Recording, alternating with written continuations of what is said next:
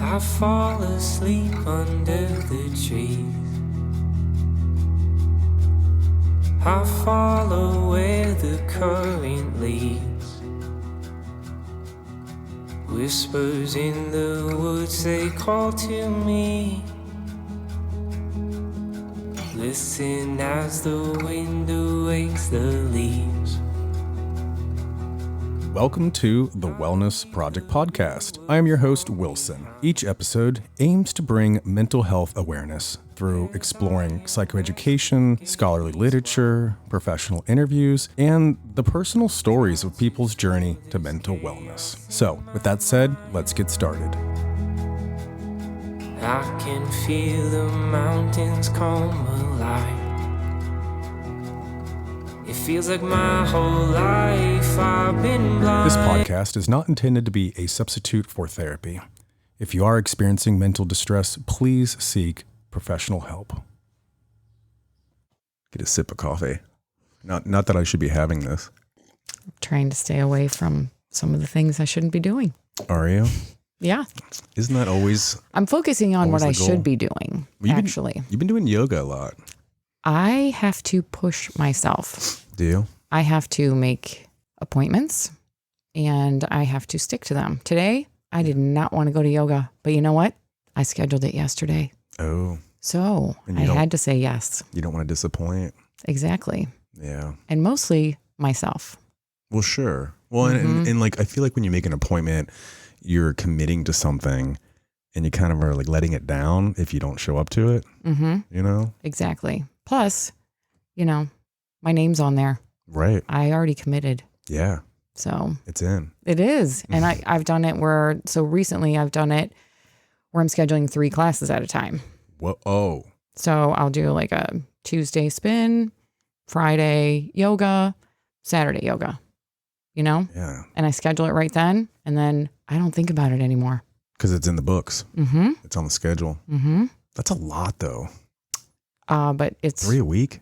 It is so, I need it. Why? That's where I know if I don't do it, I am a mess. Okay. And the interesting part about me is so many people are saying, oh, you're so relaxed and you're so, you're just so chill. I have to push myself to be chill because if I don't schedule those classes, I'm a mess. I am really what I am is I'm a duck. So I look really calm and cool on the surface, and underneath I am paddling like a mother scratcher. Yeah. So there's a lot of work that goes into this. I think like from someone that's super energetic or come off that way, I don't know how to relax. And if I don't channel that energy, then it goes into other areas that it shouldn't. That's exactly how I am. Right? And that's why I've chosen to do the positive parts for myself. Right. And the self-introspection, the awareness, I really have to stop and say, okay, what is really going on here? Right. And I think a lot of people don't. But you know what? I'm 51 years old. Yeah. It took me this long to figure this out. Yeah. I find like when I work with kids and teenagers, this overwhelming feeling of trying to schedule your day is really difficult. I mean, even for like adults, I feel like just scheduling and organizing that day. Yes. And it's interesting because for those at-risk youth kids that I work with or have worked with in the past, I'll say to them, if you don't schedule your day, someone will do it for you. Exactly. Yeah. Yeah. Well, and I used to think that I was a free spirit and I loved not having a schedule. And then I was a bigger mess. So now I realize I have to have a schedule. Yeah. And you know what I did yesterday? I scheduled amazing fun time. Yeah. It doesn't have to be appointments or boring stuff. You can schedule yourself. And believe it or not, folks, that thing that you carry around in your pocket that you're looking at the internet on all the time, your phone, it's got a calendar on it. With a built-in alarm system that you can literally schedule your entire day and do whatever you want. But you got to do it. Well, and that's interesting you said that too, because one of the ways that I've realized, again, as a 51-year-old woman, is that I put my cell phone on the other side of my bedroom so that I actually have to get out of my bed. Oh yeah, well sure. Yeah, it's easy to hit that snooze. Oh, I've done it for a very, very long time. Yeah. Yeah. They say for successful people, they get up the same time every day, no matter what. And really it's because it's just set in stone. You know, it doesn't matter if it's the weekend or if it's a holiday. I'm getting up at 7 or I'm getting up at 6. That's not me. Or 10. I mean, I don't know like what time you want I'm to get. very flexible. Are you? Mine, I know what I do is I look at my week and I know exactly what I'm going to do. I mean, in a general format. So I know what time I'm getting up in the morning. I know what I have scheduled. And then I look at the weather and I decide, these days are going to look great. I'm going to go on the boat, or I am going to go to the pool, or I am going to go in that kayak. I have to push myself though. Or it's going to rain. You're going to stay inside and you're going to organize your sock drawer. Absolutely. Or I'm going to move my mother-in-law out for 7 days. That was unexpected. But I'm glad it happened. And it was nice to let that go. Yeah. You know, so it's a whole nother, so I feel a freedom that I have. I mean, at the time I did not want to do it. Yeah. I didn't. It was my vacation. I was like, woo, I have all these things I can do. Yeah. And then I moved out and it was amazing. Sure. Because it's like you kind of cleared that off of your schedule with the stress, and you know you're waiting to do it. You're waiting to do it. You're thinking about it. When am I going to do it? You're waiting to do it. And then eventually after you do it, you're like, yeah, finally. Exactly. I mean, I knew it was going to happen. Yeah. And it's perfect that it happened then. Right. And I think that's one of, so I go to Rose for yoga a lot. And one of the sayings that she has is, it is that the detour is the road. Yeah. So I've really thought about that. Sure. Because it actually is. And it's beautiful. You know, we all have to deal with change. Yeah. And it's in the way you look at it. Yeah. I mean, I hate the highway. To be honest with you, I hate it. I hate that road. I will purposely, like, whenever I go home to visit, like, my parents and stuff, there's like a setting on your phone or on the maps where you can, swipe whatever way to avoid all of the highways and, that kind of stuff. And I love taking those back roads. Right. I love it. And that's a lot of times where your detour goes. Yeah. And that's where the beauty is. Exactly. So, and we also have to deal with pain to have happiness. Yeah. No, I totally agree with that. I've been talking a lot with folks about crying, and just that emotion that's just so icky. Usually it's like, it's embarrassing and, like you don't want to cry. I'm 51. Yeah. I love to cry.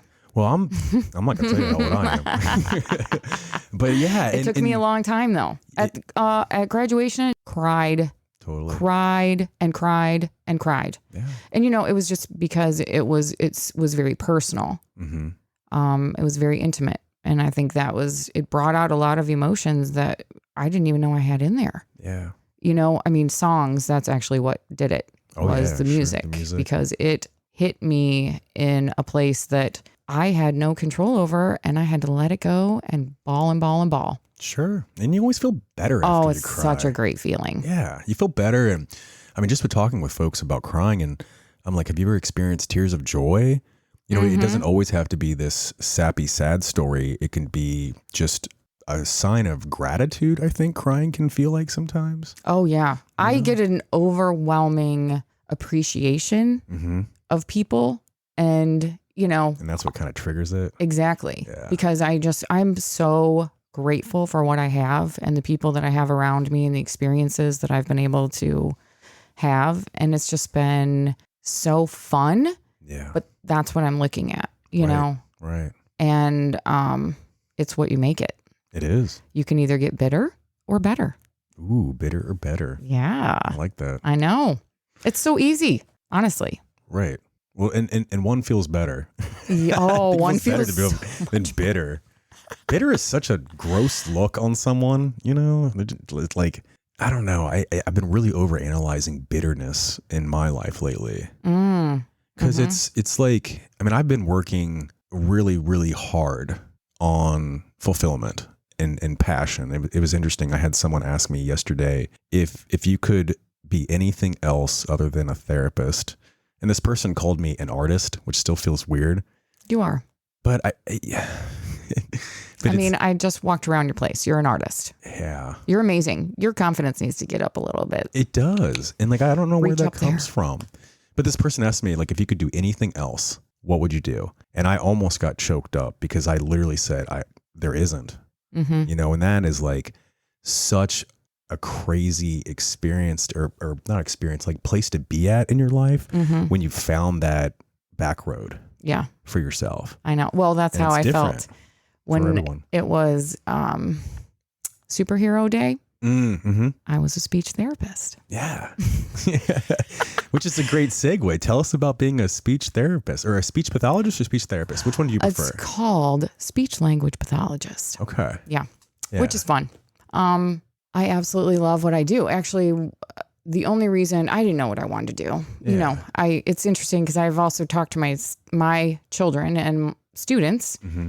about how do you find your path. Right. Well, I had no idea what I was doing. I went to Ohio State. I had a great time, but the education You sure?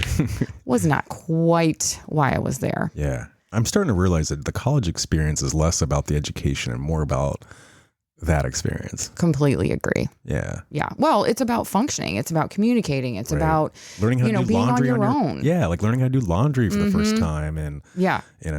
Yeah. Nobody's going to do it for you. Right. And that's what I think is beautiful. And I think that might be one of the problems of society right now because we love to do things for our kids. Oh, yes, we do. We love to give them all the answers. I think the United States is one of the only countries that were made for kids. I mean, we have Disney World, Mhm. we really cater to the innocence of kids, which I don't have a problem with in some sense. But I think the last time I checked, the last statistic was the average age for a child to leave their parents' home was like 26, 27. I think after COVID, it grew. Oh, yeah. Mm-hmm. Sure. Which I think, wow, that could be a whole nother topic. Of course. Yeah. Let's get back to like when you found your path as a speech pathologist. Okay. So the way that I took this class that I went to bowling. I went to Ohio State. Mm-hmm. I didn't really know what I wanted to do. I went into education, hated it. Yeah. Hated it. Okay. I was young. I didn't want a whole classroom of kids. I had no idea what I was doing. Mm-hmm. I made a lot of things up, it was just, You're just kind of faking it. totally faking it. Yeah. And it's so, how long do you do that? Yeah. I mean, some people do it their whole lives. Let's Yeah, I face know. it. True. Luckily, I had to have the conversation with my mom of I'm going to quit Ohio State. And she said, thank God, stop spending my money. Yeah. Right. On something that you don't even want to do. Yeah, exactly. So, but I felt bad of having that conversation. But again, that's that vulnerability. Hey, let's do it. Let's get it out of the way and let's go on the different path. Sometimes we hold on to that other path that we don't want to be on. True. So I ended up then a couple years later going to Firelands and I took this communication class. And he would give us scenarios and we would sit in front of the room. So he'd have maybe 2 or 3 people having a conversation, having an argument, discussing, politics, whatever. Yeah. But he would give us the scenario and then we'd have to look at it and then we would have to do it in front of the class. Okay. And then the class would kind of critique you and he would say, tell me about their body language, tell me about their posture, tell me about their eye contact, tell me about their voice. And that's when I realized communication, first of all, is everything. And secondly, it is amazing. And it's so up important. to us. Yeah. And that awareness that I never had before, all of a sudden came alive. And when you look at all the pieces and parts that it takes for us to have a conversation, Right. and then you look at all the pieces and parts it takes for us to learn and live in society, Right. there's a lot going on. Of course. Yeah. And just like, I think what it kind of sounds as like effective communication. It's one thing to scream louder or, to be more reserved and bashful or shy, but it depends on the whole context of the conversation. And that communication is it's so rich. Exactly. Well, we also make a lot of assumptions. Yeah, definitely. We have assumptions and we have expectations, and those kill us. Right. Because I know working with students every day, we as adults have so many assumptions of these children. And the more we just ask them questions and not have those assumptions and those expectations, the more we both win. Absolutely. And then with expectations, it's very similar. I meet a lot of people that have high expectations for themselves, which I don't find that to be a problem, but you have to understand with high expectations comes higher problems. You put that high pressure on yourself to perform, which isn't a bad thing, but don't think that you're going to have high expectations and not higher problems or more problems. The more expectations you have, the more problems you have. The more disappointments you have. The more disappointments you have. The disappointments are, that's what I see in people that maybe are depressed, is that they're so disappointed all the time. Nothing is ever enough. Nothing makes them happy. They are constantly disappointed. Yeah. And that's a horrible place to be. Yeah. It's never going to help you. Mm-hmm. Yeah. And, we all could be there. And again, it's the bitter versus the better. Yeah. And people, for me, just taking the step, making the choices. Yesterday, I'm thinking, okay, what can I do today?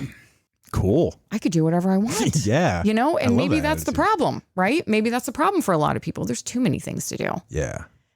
But I thought, I love a boat. I'm going to go on a boat and I'm going to explore a place I've never explored before. Like a little adventure. It was right here. Yeah. We have so many adventures. We have so many choices right here. We don't have to go far. True. You want to take a walk? Hey, I'm going to go to East Harbor. Yeah. I hate this thing that like old people tend to say like, oh, been there, done that. I went on a walk many a times. It's a different walk every time, people. Like it's a different boat ride every time. Just because you've been to Florida once doesn't mean it's the same Florida every time you go. Like, don't ever tell yourself that. It's different every time. Every time I go to the grocery store, it's different. Everything I do is different. My every day is different. Yeah, it's supposed to be. That's what makes it exciting. So that was how I got into speech, and after that, I had to go to Bowling Green, and that's where I got my undergrad, and then I finished my master's at Cleveland State. Okay. Which was difficult. I was raising 2 kids, and I didn't know what I was doing. It was a nightmare. What I've realized is I don't know what I'm doing, and it's okay. I actually think the same thing. I know. When I'm in sessions. They're like, so what's the game plan today? I'm like, how are you? Yeah. I mean, and one of the best things I ever did was I told my husband and my children, I've never done this before. Yeah. So again, you want to talk about expectations? They all had expectations of me. I had expectations of myself. I thought this was the way it was supposed to be. The woman's always supposed to plan what happens, right? Yeah. That's what we do. Right. And then when it goes wrong, I get blamed for it by myself or whatever the consequences are. So I realized during COVID, you know what? I'm just going to throw this out there. Yeah. I don't know what's going on. I don't know what I'm doing. And I took that layer of expectation off myself, and this freedom came out of me that I have never had. Wow.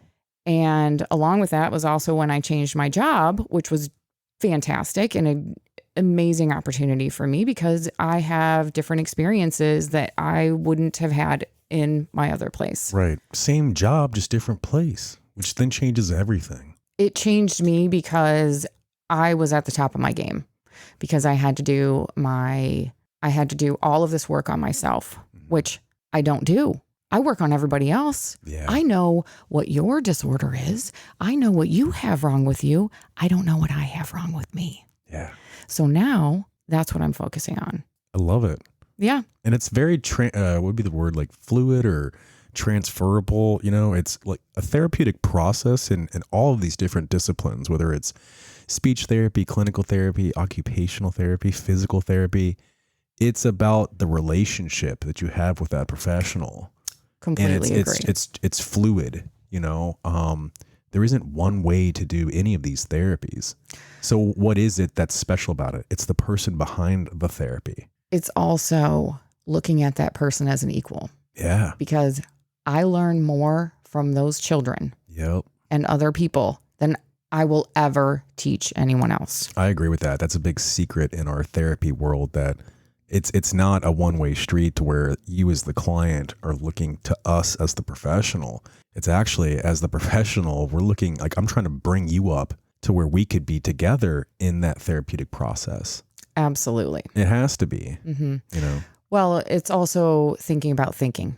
Yeah. The metacognition, Sure. love it. That's That's your jam. my jam right now. Thinking, you know, I have students right now and I'll say, we'll do a crossword puzzle or we'll do a word find. And I say, what is your strategy? And they don't know.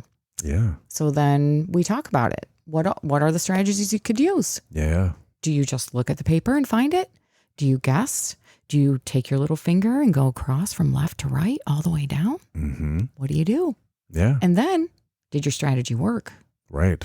Mhm. Critical thinking. Critical thinking. It is definitely, we do not teach it.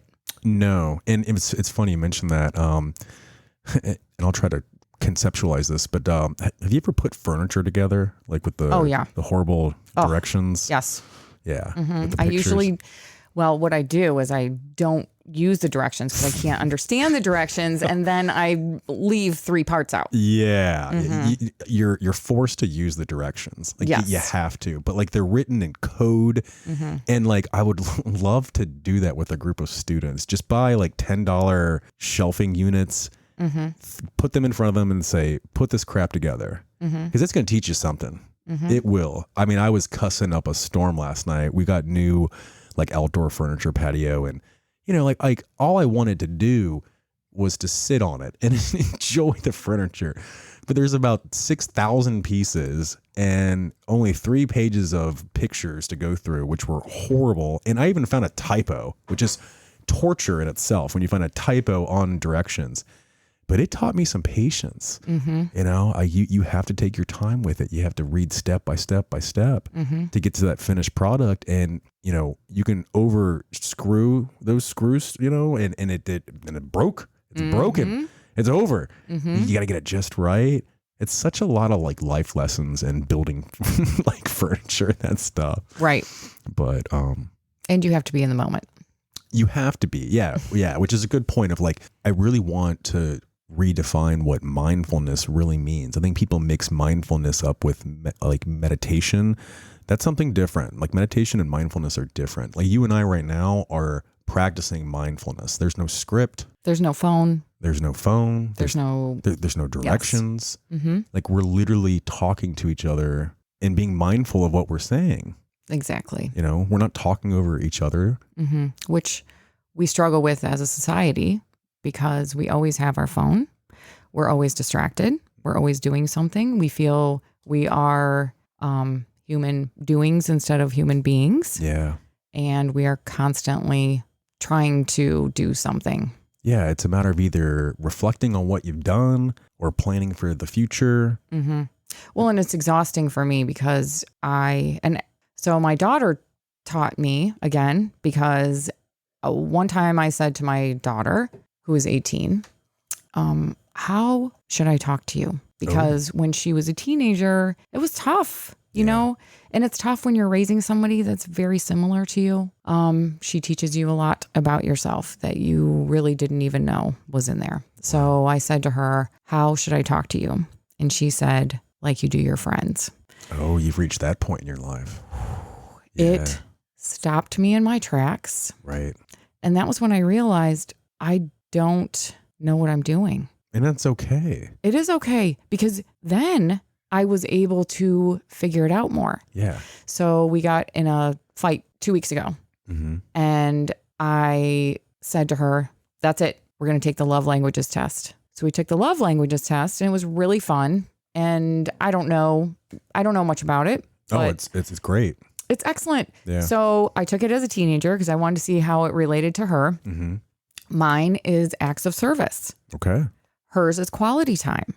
So what I realized was when I ask her, please do the dishes, please do the cat box, please do blah, blah. Yeah.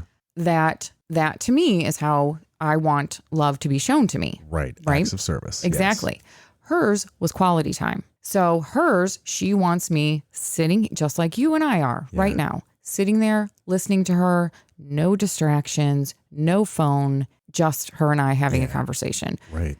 And it changed again. So, we are constantly going to school to learn about history and sociology and math, but we're not going anywhere to learn about ourselves. Or how to communicate with others. Exactly.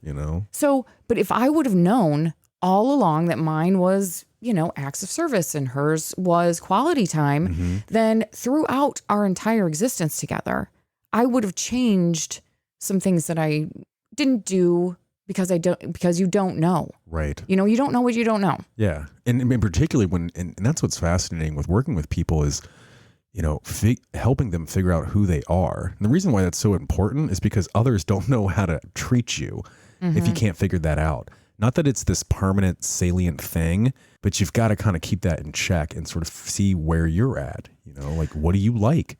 What do you don't like? You can change that, but in some ways you got to kind of say, yeah, I really don't like that. Mm-hmm. Well, I think the more you learn about somebody else, the more you learn about yourself. Which is a double benefit. Mm-hmm. It is, because you're constantly, if you allow it.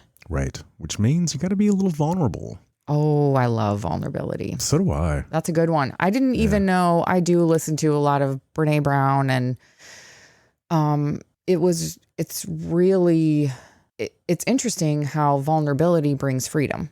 Yeah. I feel like for me, I feel the most alive when I'm vulnerable. Yes. If you're with the right people. Well, I mean, yeah, like I think people associate danger with vulnerability, and that's not what I'm talking about. Exactly. Yeah. That's something. Yeah. Like going down like a dark alleyway. Yes. That's not the same vulnerability I'm tapping into. Exactly. Yeah. I mean, being your true authentic self. And to me, and I was actually talking to someone about this a couple weeks ago, of embarrassment is kind of interwoven with vulnerability. And like, I'm at a point now where it very rarely will I get embarrassed because I'm human, and it's just like embarrassment is a internal feeling, because you can fake being embarrassed. You can hide behind a wall to where people don't see that you're embarrassed, and it sucks, when you experience being embarrassed, but you kind of need to be embarrassed to understand what it means to be vulnerable. It's also sometimes ownership. Yeah. I love ownership. That's fun. Yeah. You mean like ownership of like mistakes and ownership? Yes. Yeah. Well, and just accepting. Yeah. Sometimes you read people wrong. I do it all the time. Oh boy. All the time. That's a big one. That is a huge one. That's why I ask a lot of questions. Yeah. They call it reflection of feeling in the therapy world. And it's something that we practice of like, you seem kind of angry to me. And the client's like, no, I'm actually not. It's like, oh, okay. Well, your body language is telling me that, but on the inside, they're not. It's kind of like a coping mechanism. Like people will laugh a lot of times when they're nervous. It doesn't mean they're making fun of you, or that it's kind of coming out in a way that's actually wrong. So reflection of feelings important. Right. We have a lot of students that they are not, so their outside is not jiving with the inside. Right. So they laugh when they're uncomfortable. Yep. And so then adults misinterpret that as... Assume. Yes. They misinterpret as it being something disrespectful. Yeah. But it's that they don't know how to deal with those emotions that they have.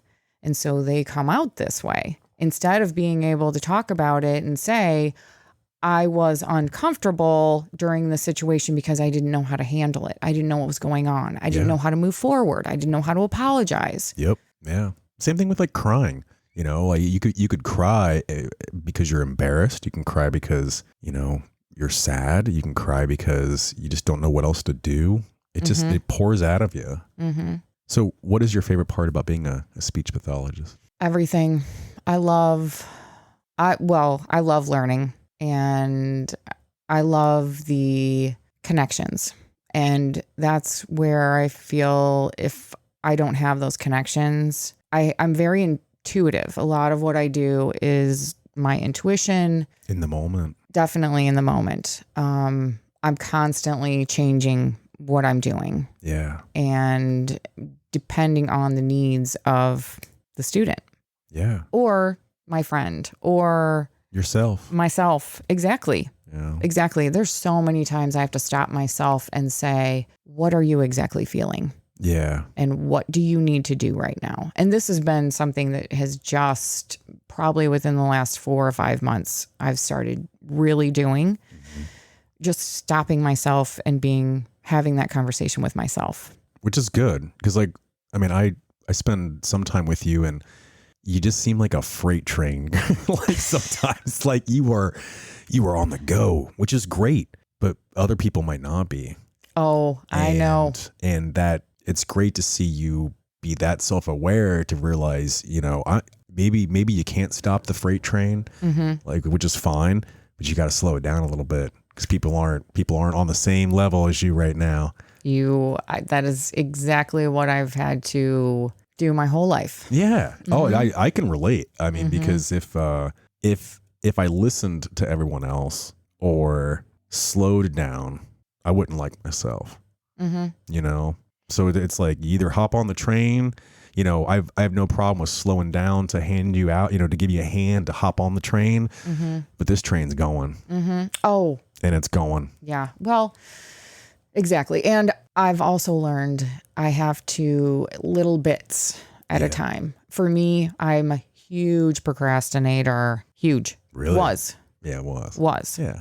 Was. Again, I mean, it's also depends on what it is, Yeah. If I love it, ooh, I'm going to get it. Boo, boo, boo, boo, boo. If I don't, then, ooh, I'm going to dig in a little bit. Yeah. Yeah.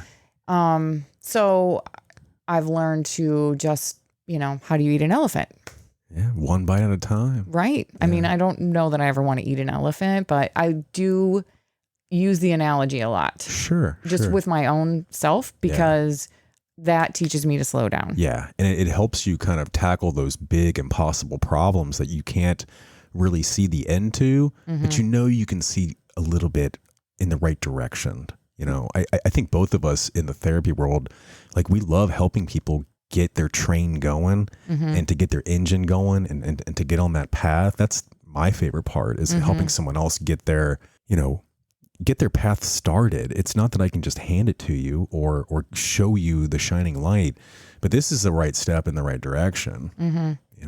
Well, it's just doing it. I mean, what's the worst, what's the worst that can happen? That's what I ask myself all the time. So catastrophizing, which is this a real word? Or did you just make it up? No, I've actually seen it multiple times. I listen to self-help books all the time. Great. And it's actually, that then puts me in the mindfulness. I'm always, as much as I'm analyzing and assessing everyone else, I'm also doing that to myself. And so, every situation that you put yourself into, you can make it a huge catastrophe.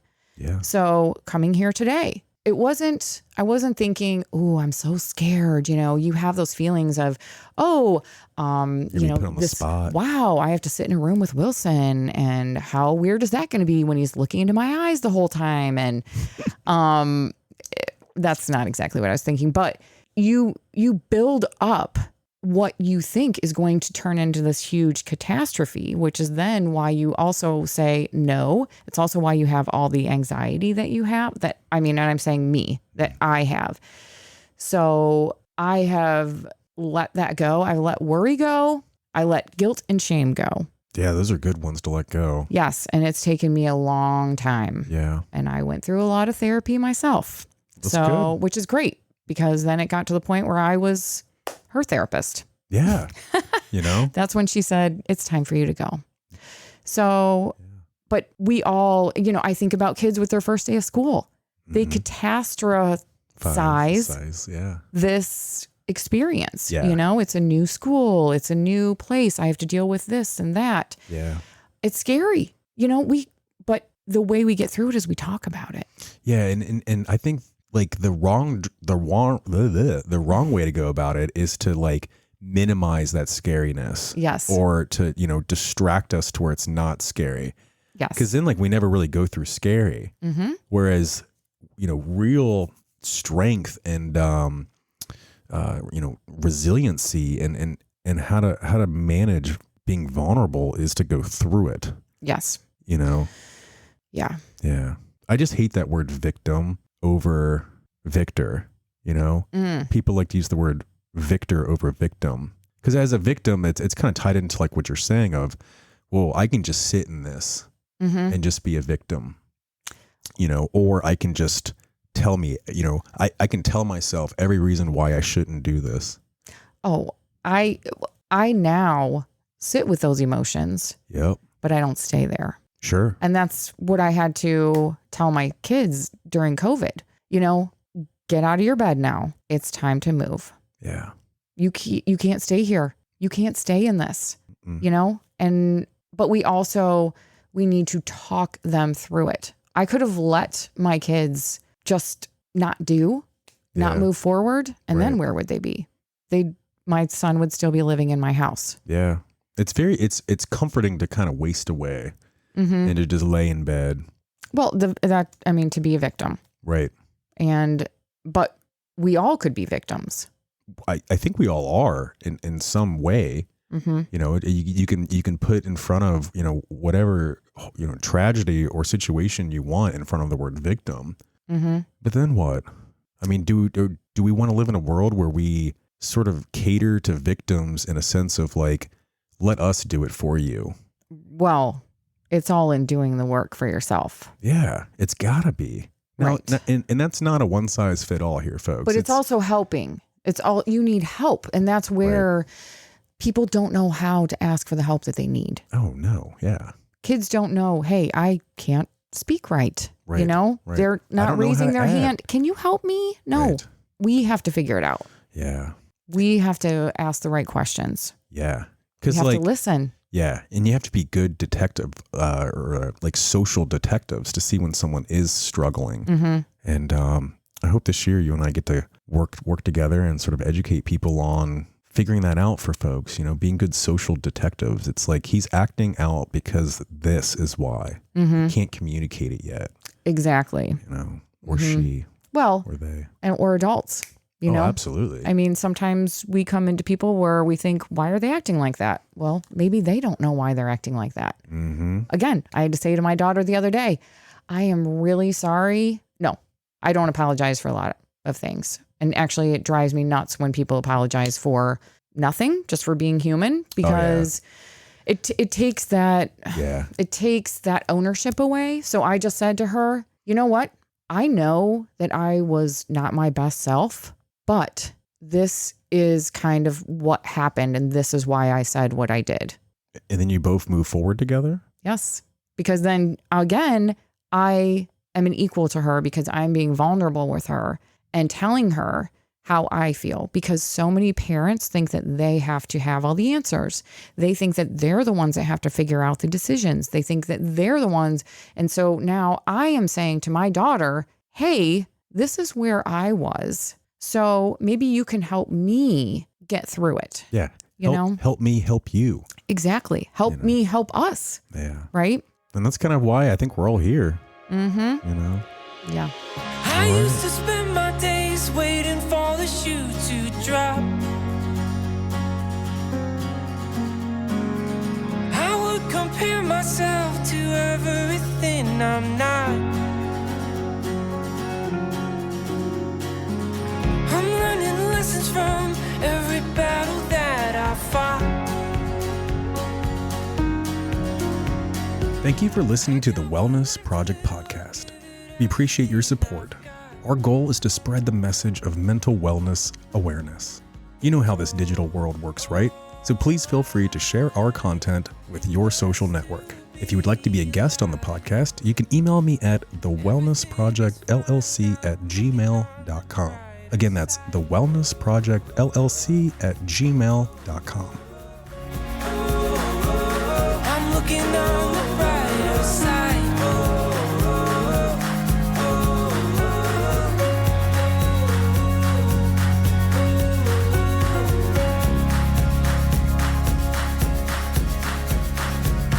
Doing my best to spend moments with the ones I love.